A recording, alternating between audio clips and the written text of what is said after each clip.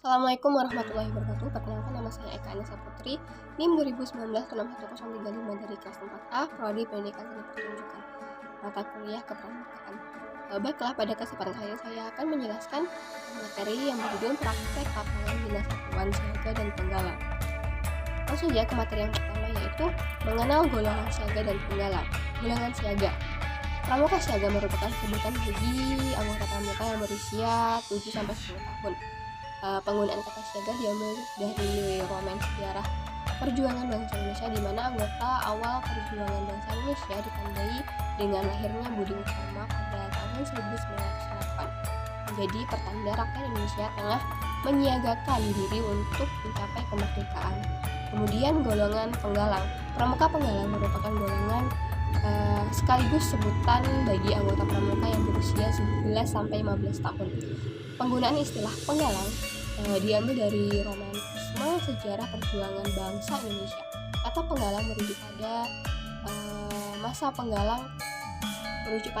penggalang persatuan dan kesatuan bangsa yang ditandai dengan berlangsungnya Kongres Pemuda I yang kemudian menghasilkan Sumpah Pemuda pada tanggal 28 Oktober 1928. Selanjutnya, mengenal sifat dasar pramuka siaga dan cara menghadapi pramuka siaga, yaitu senang meniru, kedua senang berdendang, menari dan bernyanyi, kemudian suka dipuji, mudah merajuk, yang keempat senang menceritakan dan mengadukan apa yang diketahui dan dialaminya, yang kelima rata-rata masih manja, keenam suka berbekal, dan terakhir yaitu sangat senang bermain. Sifat-sifat dasar pramuka penggalang. Yang pertama yaitu sebagian sifat-sifat siaga masih ada terbawa variatif tergantung masing-masing anak. Kemudian yang kedua senang bergerak, senang mengembara. Yang ketiga usil, lincah, senang mencoba-coba. Yang keempat mulai menyukai atau ingin dekat dengan lawan jenis. Yang kelima suka dengan sifat-sifat kepahlawanan. Yang keenam yaitu suara sudah mulai pecah atau parau bagi penggalang putra. Kemudian cara membina pramuka siaga. Yang pertama itu dilakukannya dengan penuh kasih sayang dan lemah lembut. Kemudian membina siaga adalah fase awal dalam pendidikan, maka sifat-sifat pembina siaga yang tidak bisa dicontoh oleh anak siaga harus tidak dimunculkan di pramuka. Misalnya pembina merokok, suka membentak, berkata agak jorok dan lain sebagainya. Kemudian materi pembina pramuka siaga banyak dibungkus sehingga menarik. Kemudian menceritakan sifat-sifat kepahlawanan yang perlu dicontoh oleh setiap orang dengan sosiodramanya. Kemudian sesuatu yang khayal baik untuk memupuk imajinasi siaga, tetapi jangan dilebih-lebihkan.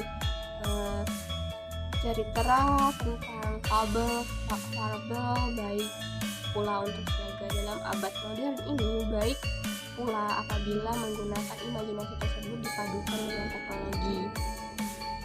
Kemudian permainan perang-perangan tidak cocok untuk kejiwaan siaga karena takutnya nanti dapat membahayakan diri mereka. Kemudian siaga harus sudah diperkenalkan secara nyata bagaimana setiap hari berbuat kebaikan, baik dalam latihan maupun melalui pesan pembina untuk melaksanakannya di rumah. Kemudian siaga diperkenalkan aturan-aturan keluarga dan cara-cara yang baik tentang bagaimana mengetahui ibu atau ayah ibunya. Kemudian untuk melatih kreativitas siaga otak belah kanan, maka akan sangat baik. Mereka ditugasi membuat lagu sederhana seperti jingle, tarian, menulis pengalaman, atau mengarang dan membuat yel-yel yang menyemarakan saat kesayangan. Kemudian kehidupan siaga itu ada di perindukan. Yang terakhir yaitu pembina lebih banyak ing Waso Sutodo. Yaitu Cara membina pramuka penggalang. A. Dapat menggunakan sebagian cara-cara dalam membina siaga sifatnya situasional. B. Kegiatan yang menantang pengembara seperti hiking, climbing, camping, rowing, fishing, orienteering paling disukai penggalang. Namun demikian harus dipersiapkan dengan teliti faktor keamanannya dan tidak boleh terlalu sering dilakukan. Kegiatan yang mengacu ke kedisiplinan sangat penting diberikan, misalnya di jenis-jenis PBB dan upacara. D. Rewards dan punishment mutlak harus dilakukan dengan ditegakkan. E. Kehidupan penggalang ada diregu, oleh karena itu kekompakan, kekreativitas dan kedisiplinan beregu harus dipelihara. F. Pembina penggalang tidak boleh seenaknya membuat acara latihan menurut keinginannya sendiri, tetapi harus tahu kebutuhan penggalang dan bertanya kepada mereka latihan apa yang diinginkan atau ask boy, walaupun ketentuan ada di tangan pembina, karena pembina sangat tahu akan dibawa kemana arahnya. G. Setiap kegiatan yang menarik tujuan akhirnya adalah pembentukan karakter, oleh karena itu pembina tidak boleh melupakan hal tersebut untuk senantiasa memberikan simpulan atau pembulatan materi latihan ke dalam nilai-nilai yang didasarkan atas penerapan satya dan dharmanya. H. Pembina lebih banyak ing madya manguntarso atau di tengah-tengah membangkitkan kehendak dan semangat belajar atau bekerja. Baiklah, di sini ada beberapa contoh video pembina untuk golongan siaga dan penggalang. Yang pertama yaitu golongan siaga.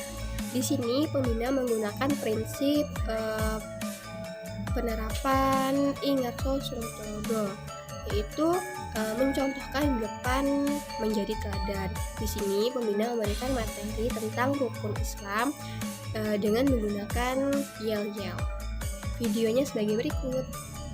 Satu, dengan tepuk ya. 1, 2, 3. Rukun Islam yang 5, syahadat, sholat, zakat, puasa bulan Ramadan, haji bagi yang puasa. Siapa belum sholat dan kan rugi di akhirat. Siapa yang gak zakat, Allah akan melaknat. Ya, tepuk tangan untuk kita semuanya. Itu tadi rukun Islam. Setelah ini kira-kira kapan? Coba tanya, rukun Islam yang paling akhir apa? Coba siapa yang bisa? Ya, haji Kak. Ya, betul, karena bisa. Ya, oke. Jadi rukun Islam ada 5. Yang kedua yaitu rukun golongan penggalang. Pada video tersebut menampilkan pembina memberi materi belajar tentang 3 jenis salam pramuka, yaitu salam biasa, hormat, dan janji. Contoh videonya sebagai berikut. Salam. Nah, hari ini kita dalam permukaan itu akan belajar tentang salam. Nah, siapa yang tahu di dalam pramuka ada berapa jenis salam? Tuh. Ada 3. Ada 3. Ya, yang satu. Salam biasa. Salam biasa. Yang kedua. Salam hormat. Ketiga. Salam janji. Salam Janji. Oh, salam cinta untuk anak-anak penggalang belum. Baru selesai sekolah. Tapi dia sering kasih salam, Kak. Itu nyalain hukuman. Ya, oke, baik. Oke ya. Jadi ada 3 salam. Salam biasa, salam hormat, salam janji. Nah, sekarang artinya, ya, siapa tahu artinya salam hormat? Iya. Salam hormat. Hormat begitu salah satu contohnya. Tapi artinya apa? Salam hormat. Salah satu contohnya apa? Hah? Ayo. Ya, salam untuk menunjukkan cara hormat kepada siapa? Pembina. Tadi sudah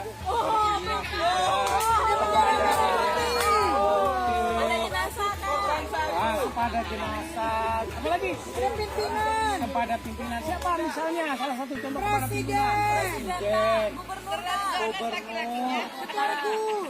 Oh. Itu salah. Kalau yang itu kita memberi salamnya namanya salam biasa. Salam biasa, betul adik ini. Bentar ya. Semalam sudah lalu. Salam biasa tadi. Apa artinya salam biasa?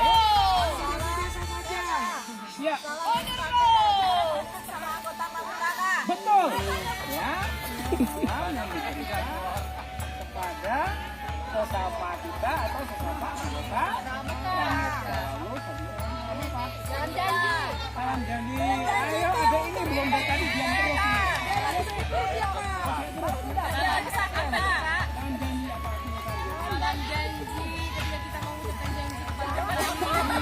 Mengucapkan janji kepada orang lain, bukan janji pernikahan.